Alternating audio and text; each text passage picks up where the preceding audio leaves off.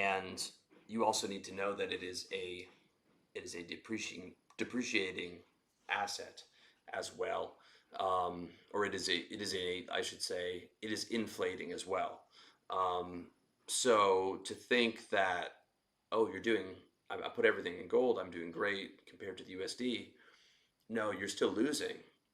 You're just losing less. That's very important, right? When you're comparing it to putting that money into a business where you're exponentially gaining more back because of the crazy percentage returns, even though it's in USD.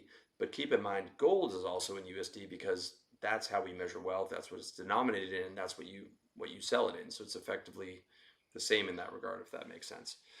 Um, the other factors to keep in mind are, um, although gold may seem physical, if it's stored in a facility, the accounting of the gold is digital, and it's KYC'd, and you're if you're trying to store it on your person, your barter options are limited.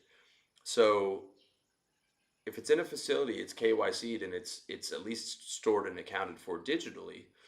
And if you are holding it on your person, it's difficult to barter, and you're going to have to at some point convert it into the CBDC, the very thing that people talk down about, fiat currency, especially CBDC. And I get why, but effectively, even if it's property, right? Your rental property or your home that you own outright is a physical thing, but your title and your title insurance is stored online, and when you want to sell it, you've got to sell it on the digital thing. So at this point in the game, especially when CBDCs are rolled out, everything comes down to you know being accounted for and stored and paid for digitally. Even Bitcoin, even in countries where you can um, spend the Bitcoin like El Salvador, again, that's a digital asset, right? It's not being stored in that cold storage hardware wallet. It's stored in the blockchain, and the hardware wallet just is the key to access it, right? So do not make the mistake of thinking that you know gold is this purely physical asset, right? Removed from the digital economy. That's only the case in terms of if you're able to secure legitimate barter. Um, and in that case, you would probably have had to maintain and develop relationships with other gold guys in some, you know, community outside of the major city, and sort of planning in advance how much you'd be able to trade that for. Because if you were all in on gold and you really need to sell it during some type of disaster scenario, and you don't have barter relationships in place, um, you're in big trouble, thinking that this quote unquote physical thing was going to be able to save you. Not to mention, let's say there is a disaster scenario and you are coming to a place of bartering. Well, how do we know that all the guys you're trying to barter with are reputable, right?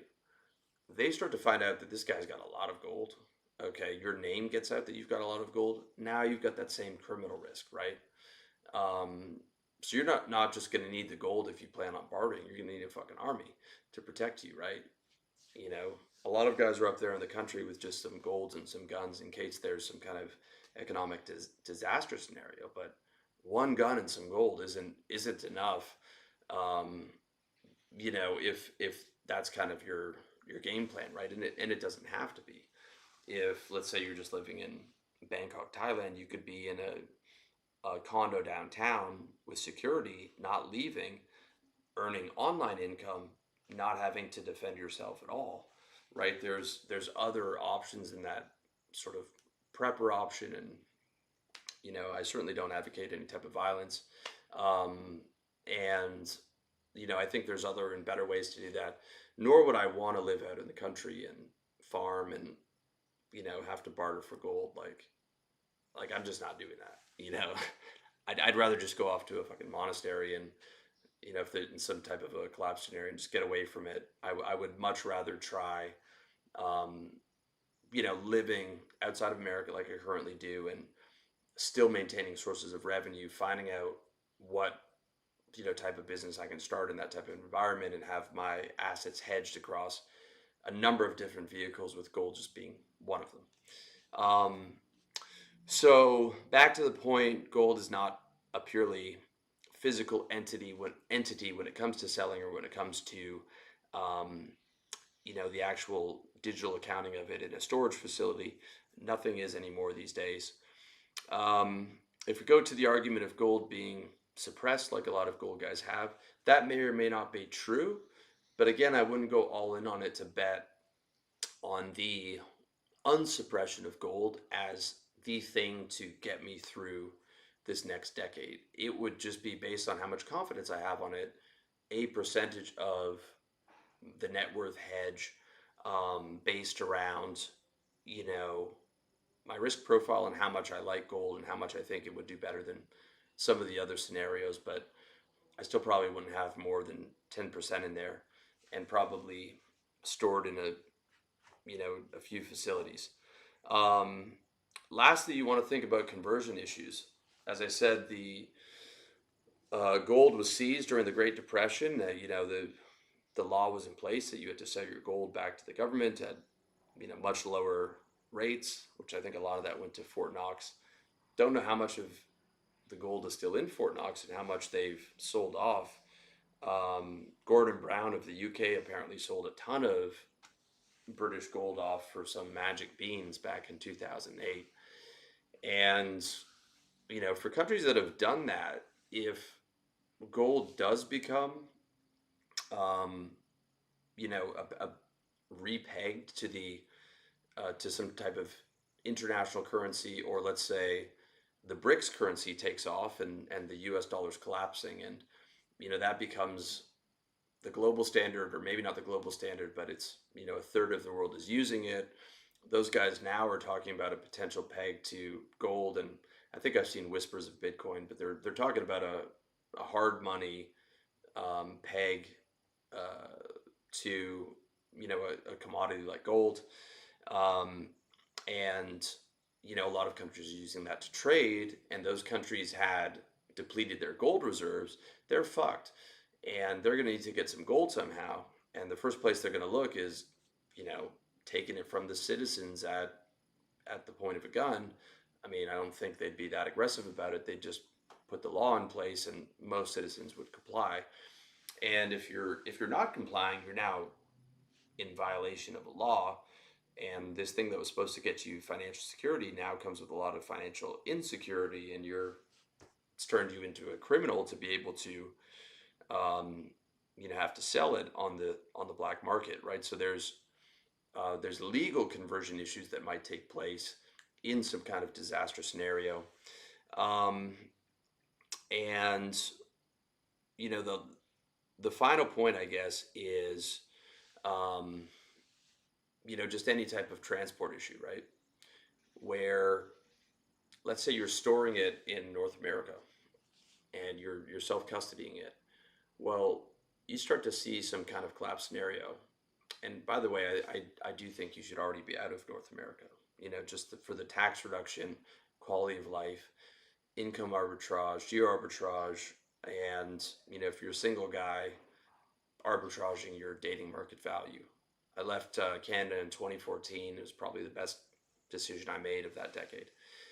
Truly, and my friends, all the expat entrepreneurs in the RLD Brotherhood, revolutionarylifestylesdesign.com/brotherhood, feel the same way. But let's say you've got a couple mils stored in a facility, or stored on your person, and you know, in your house, your parents' house, under your backyard, and your girlfriend's house, whatever. And now all of a sudden you want to leave the country, right? And you've got a couple mil, and maybe you're trying to leave fast, right? Because you're seeing some kind of hyperinflation or deflationary depression coming. Man, what are you going to do with all that gold? Like you want to have time to sell it. If you do have to sell it at a rush, you might not be getting that good price. They might be trying to hit you at 20% below spot. Some dealers aren't going to buy $2 million worth of gold, right?